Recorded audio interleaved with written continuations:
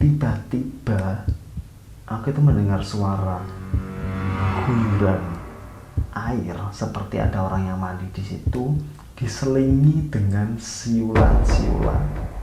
Kulitnya hitam, terus bulunya itu bulu tangannya lebat. Itu duduk gini kan teman-teman, duduk gini sambil ngerokok. Itu tadi orang masuknya lewat mana? Posisi pintu kekunci. Itu mulai perasaanku nggak enak, terus mulai merinding gitu. Itu benar-benar ada wujud rokoknya, itu ada, bahkan kaki itu sampai luka.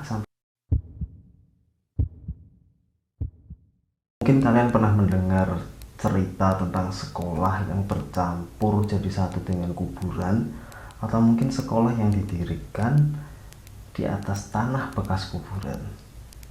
Entah itu kalian cuma mendengar ceritanya, atau bahkan kalian pernah sekolah di tempat yang dulunya itu bekas kuburan. Pasti kalian pernah, beberapa dari kalian, mungkin ya nggak semuanya, mengalami pengalaman horor yang ada di sekolah itu. Di video kali ini aku bakal ceritain kisahku sendiri yang dulu sekolah di tempat yang masih bercampur dengan kuburan. Jadi ada beberapa kuburan yang memang belum dibongkar di sekolah itu, teman-teman.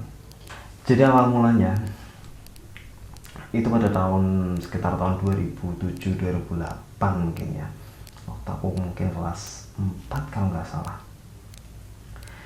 Jadi pada saat itu aku sedang bosen-bosennya nunggu selesainya pelajaran matematika. Aku ingat betul itu harinya hari Kamis, teman-teman.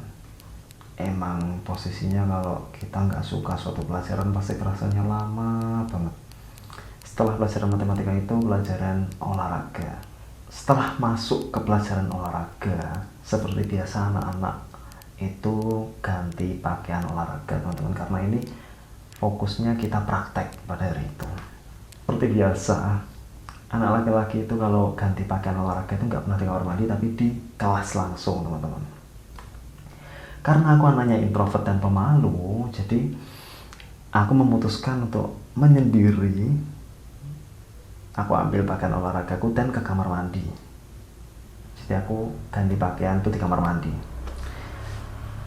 Kamar mandi di lantai bawah itu cuma ada 2. Nah, aku posisinya tuh di kamar mandi yang nomor 2, teman-teman. Jadi aku mau nggak mau pasti melewati kamar mandi yang pertama. Waktu aku masuk itu, kamar mandi yang pertama itu kosong. Posisinya pintu kebuka. Waktu aku ganti pakaian, tiba-tiba aku itu mendengar suara guyuran air, seperti ada orang yang mandi di situ, diselingi dengan siulan-siulan, suara siul gitu. Terus pikirku, mungkin ada orang lah di sebelah. Tapi anehnya, kalau ada orang kan kedengeran suara menutup pintunya, karena aku di sebelah persis, di sebelah kamar mandinya persis. Ini nggak dengar sama sekali.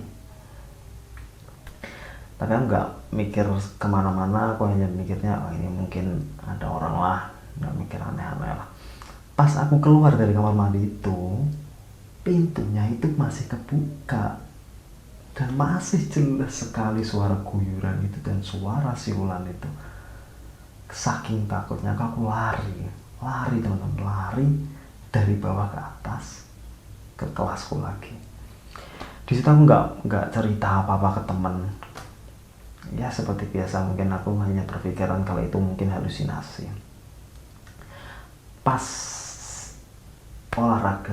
praktek olahraga itu kebetulan aku dapat tugas dari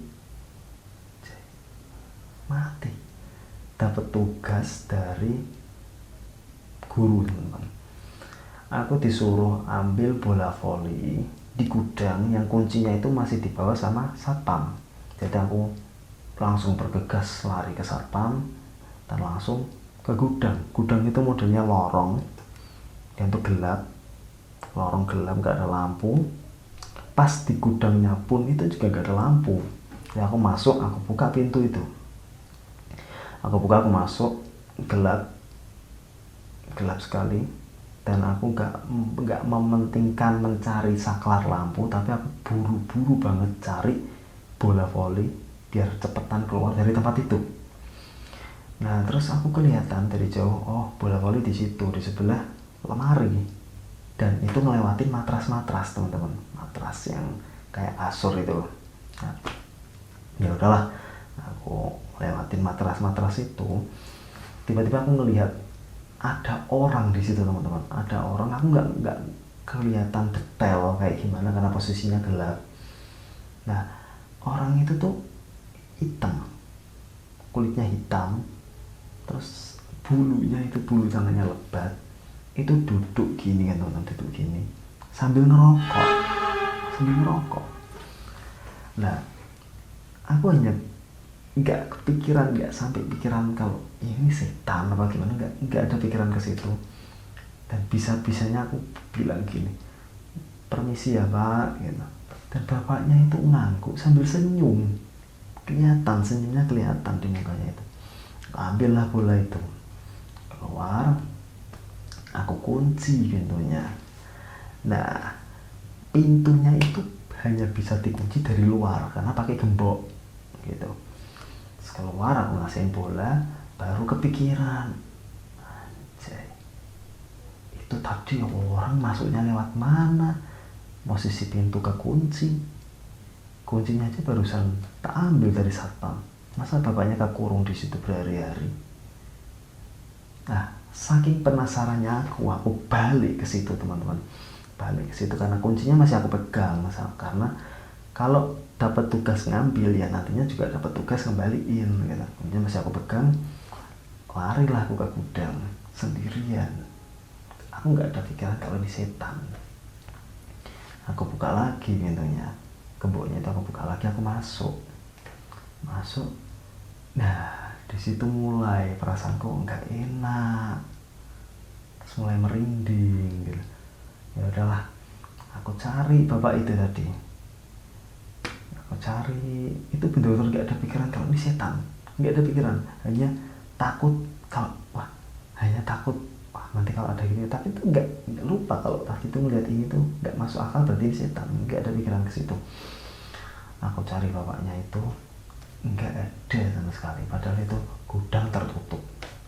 Nah pas aku keluar dari gudang itu baru aku mikir, waduh apes aku, ini apes aku. Pas keluar itu tiba-tiba kakiku itu menginjak rokok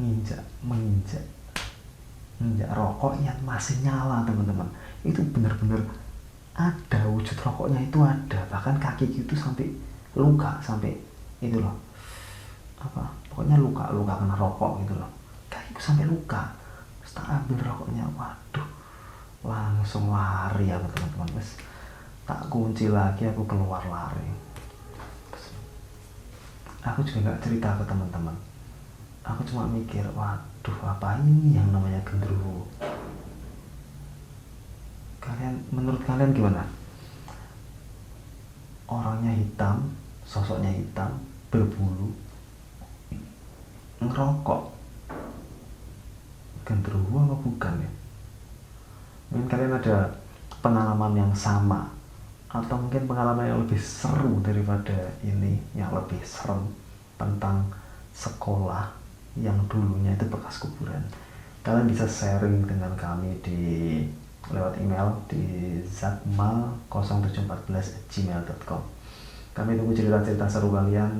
Siapa tahu cerita kalian yang akan kami bawakan di segmen terbaru kami.